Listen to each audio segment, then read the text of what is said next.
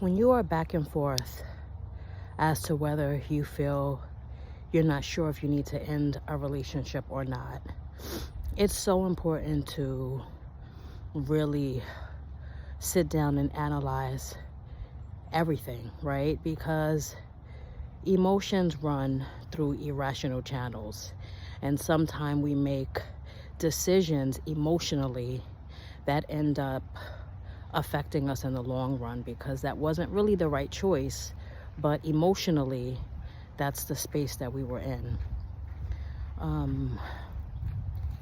When you're trying to make a decision as to whether a relationship should come to an end, it's so important to analyze what you're feeling, right?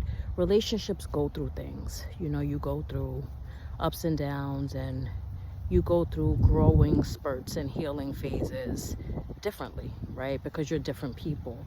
And that's okay, right? There's nothing wrong with staying in a union where maybe your frequency is a little off, right? Because what really, really matters at the seat of everything is how you are feeling and being treated in the relationship. Are you being valued? Are you being recognized? Are you being, manipulated? Are you being put in situations where you have to compete? Those are really unhealthy, toxic situations. And if you find yourself constantly feeling not appreciated or devalued, that's something to pay attention to. Feelings cause stress cause health problems, and we're not put on this earth to be unhappy with other people. You know what I mean? You can be unhappy alone. You can sit in yourself and heal by yourself.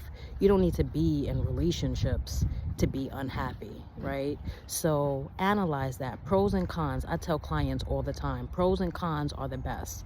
I am a pro and con person, so anytime I am trying to figure out what I want to do with something, I often do my pros and cons list, because that is a sure way for me to really identify my feelings and figure out what it is that I want to do. So remember, it's all about how you're feeling.